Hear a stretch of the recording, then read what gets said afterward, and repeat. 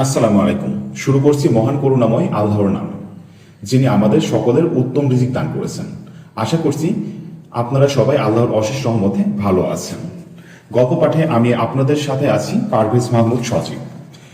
আর সবাই শুভকামনা নিয়ে পাশে থাকলে আমি এই প্রয়াস চালিয়ে নিতে পারবো। এজন্য সবাই লাইক, কমেন্ট, শেয়ার করে পাশে থাকবেন, বেল বাটন প্রেস করে।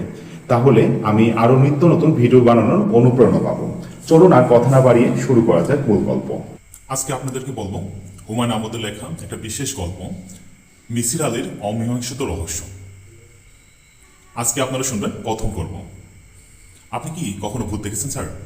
ইংরেজিতে যাকে বলে স্পিরিট, গোস্ট, এস্টিমাল বডি, মানে প্রেতাত্মার কথা বলছি, অশরীরে। মিসির আলী প্রশ্নটা জবাব দেবেন কিনা বুঝতে পারছেন না।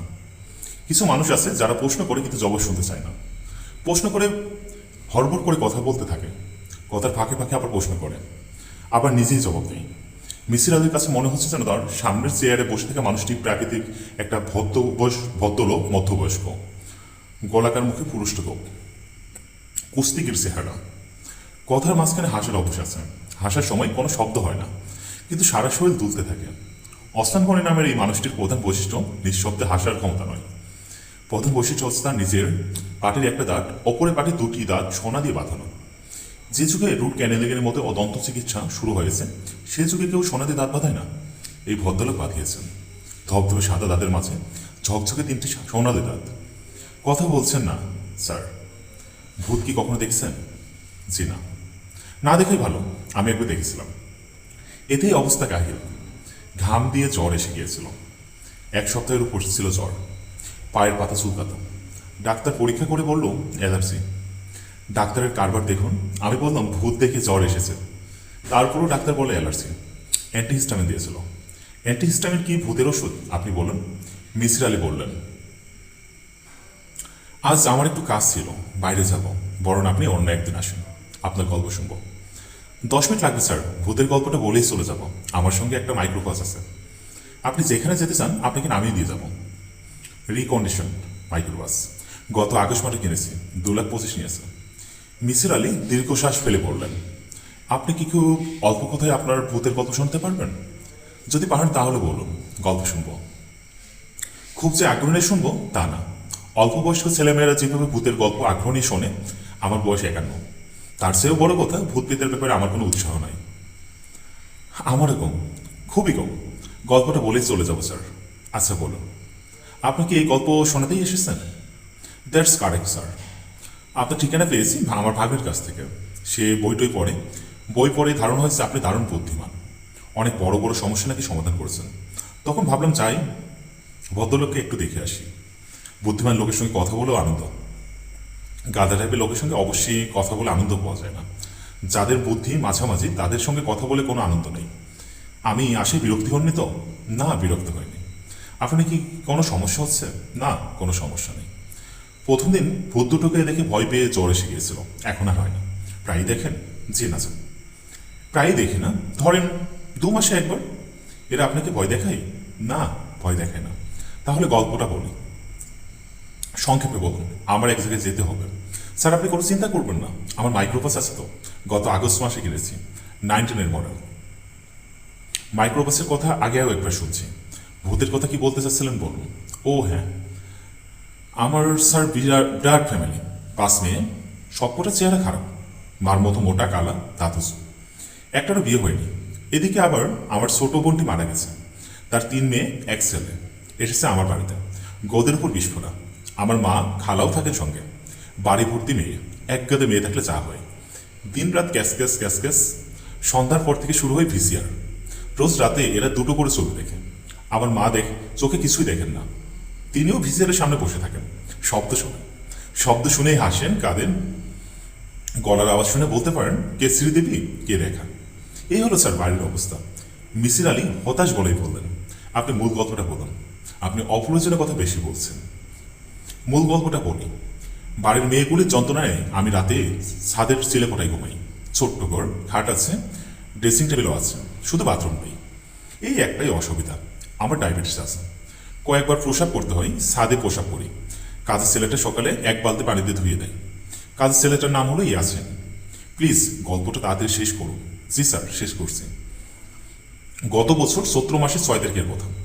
রাতে ঘুমাচ্ছি, প্রস্রাবের বেগ ধরাই ঘুম ভেঙে গেল। মাথার কাছে টেবিল ল্যাম্প ছিল, টেবিল ল্যাম্প জ্বালালাম। তখন দেখি ঘরের কোণে দুটো ভূত, খুব ছোট্ট সাইজ, 2-1 ইঞ্চি এদিক ওদিক হতে পারে। তারা করছে কি, বই নিয়ে কাড়াকাড়ি করছে। একজনের হাতে সবুজ মলাটের বইটা, একটা বই, অন্যজনের সেই বই কেড়ে নেওয়ার চেষ্টা করছে। কিসকিস কিসকিস করে কথা বলছে। আমি ওদের দিকে তাকাতেই ওরা কথা বলে বন্ধ করে দিল। আমি তখনও ভয় পাই না, কারণ হঠাৎ ঘুম ভেঙেছে তো, এরা যে ভূত এইটাই বুঝিনি। কাজেই ধমকের মতো বললাম, এই এই। তখন কি হলো, ধমক শুনে হাত থেকে বই ফেলে দিল, তারপর মিলিয়ে গেল। তখন বুঝলাম এরা ভূত, ছোট সাইজের ভূত। তখন ভয় লাগলো, জ্বর এসে গেল। এই আপনার গল্প? জি। ঠিক আছে, চলুন এখন উঠি। ইন্টারেস্টিং লাগছে স্যার। জি, ইন্টারেস্টিং। ভূত এত ছোট সাইজের হয় তা আগে জানতাম না। একটার আবার থুতনিতে অল্প দাঁড়িয়ে ছাগলা দাঁড়িয়ে। আসুন আমরা উঠি। ওসমান গনে উঠলেন, মনে হলো খুব অনিশ্চয়ই উঠলেন। আরও কিছুক্ষণ বসার ইচ্ছা ছিল। মিসির আলী ঘরে তালা দিতে এসে দীর্ঘশ্বাস ফেললেন। ওসমান গনির কথাবার্তা থেকে পরিষ্কার বোঝা গেছে এই ভদ্রলোক ছোট্ট ভূতের গল্প বলার জন্য বারবার আসবেন, নানাভাবে তাকে বিরক্ত করবেন। একদম মানুষ আছে যারা অন্যদের বিরক্ত করে আনন্দ পায়, ইনিও মনে হচ্ছে সেই দলের। স্যার বলুন, ভূতদের ওই বইটা ড্রয়ারে তালাবদ্ধ করে রেখেছি। খুব ভালো করছেন, এই বই তালাবদ্ধ থাকেই ভালো। একদিন আপনাকে দেখাতে নিয়ে আসবো। কোনো প্রয়োজন নাই, মানুষের বইয়ে আমার আগ্রহ নেই, ভূতের বইয়ের প্রতি আমার আগ্রহ নেই বললেই চলে। আমারও নেই, এই জন্য ড্রয়ারে তালাবদ্ধ করে রেখে দিয়েছি, উল্টেও দেখিনি। তার উপর স্যার বইটা থেকে দুর্গন্ধ আসে, গৌমূত্রের গন্ধ। ভদ্রলোক আনন্দিত ভঙ্গিতে বললেন, মনে হচ্ছে বইটি থেকে গৌমূত্রের গন্ধ আসে তিনি আনন্দিত। মিসির আলী মনে মনে বিরক্তি চেপে রাখতে পারলেন না, কঠিন গলায় বললেন, চলুন রওনা দেওয়া যাক, আমার জরুরি কাজ আছে। জি স্যার। কাজের সঙ্গে কোনো আপোষ নাই, আগে কাজ তারপর অন্য কথা। আমি তাহলে কাল আসি? কাল আসার কি দরকার আছে? দরকার আছে স্যার, ভূতের গল্পটা ভালো মতো বলা হয় নাই। ওরা আমার সঙ্গে কি কথাবার্তা বলে, একটা ফাজিল ধরনের, আমাকে ডাকে ছোট মামা।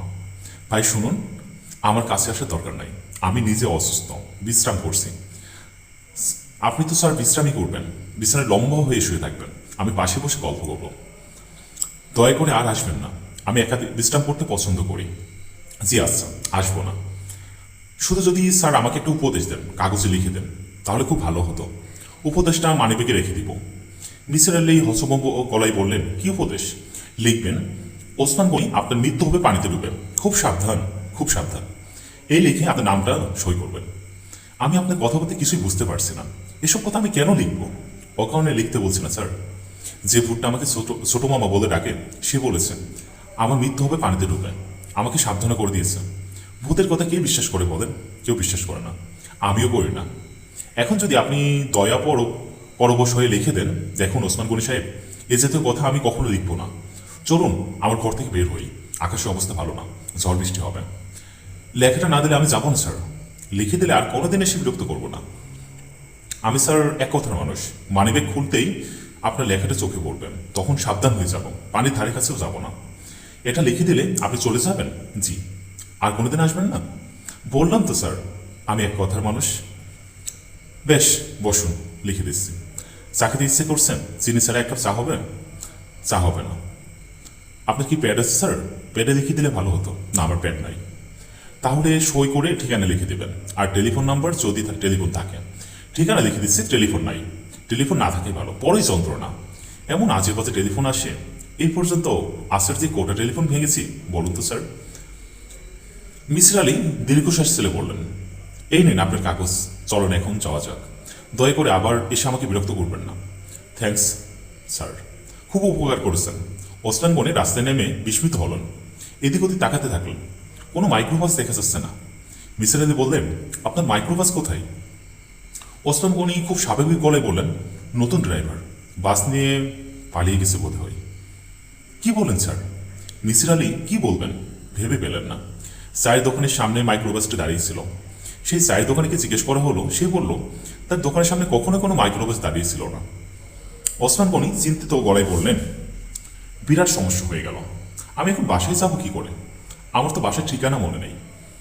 আমি আপনার কথা কিছুই বুঝতে পারছি না, বাসার ঠিকানা মনে নেই মানে কি? স্যার, আমাকে একটা রিক্সা করে দিন, আমি নোট বই দেখে ঠিকানাটা রিক্সাওয়ালাকে ভালো করে বুঝিয়ে দিন। কি যন্ত্রণায় পড়লাম বলুন তো। মিসির আলী নোটবুক খুললেন। সেখানে প্রথমে বাংলা, পরে ইংরেজিতে লেখা, ইনি মানসিকভাবে অসুস্থ, দয়া করে তাকে সাহায্য করুন। তার বাসার ঠিকানা ... স্যার, ঠিকানা লেখা আছে না? আছে। পরের পৃষ্ঠায় ডায়াগ্রাম আছে। ডায়াগ্রাম দেখে রিক্সাওয়ালাকে বুঝিয়ে দিন, ও নিয়ে যাবেন। মিসির আলী নোট বই হাতে নিয়ে দাঁড়িয়ে রইলেন। এসে তো ঝামেলায় তিনি এর আগে পড়েননি। ওসমান গনি নিজেই রিক্সা ডেকে আনলেন। তাকে বেশ উৎফুল্ল মনে হলো। মিসির আলী রিক্সাওয়ালাকে বুঝিয়ে দিলেন কিভাবে যেতে হবে। ওসমান গনি বললেন, স্যার তাহলে যাই। আপনার সঙ্গে কথা বলে ভালো লাগলো।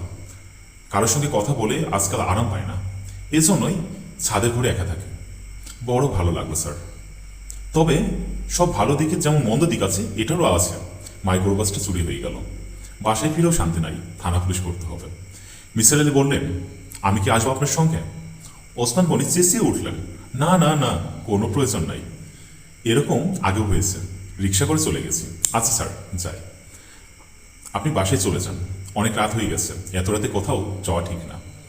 তাছাড়া আমার মনে হয় আপনার আসলে কোথাও যাবার কথাও না। আমার হাত থেকে বাসের জন্য বলছেন, কাজ আছে। বুদ্ধিমান লোকেরা এরকম বলে। স্যার আপনি আসলে ওর বুদ্ধিমান। ওসমান গনি নিঃশব্দে গা দুলিয়ে হাসতে লাগলেন।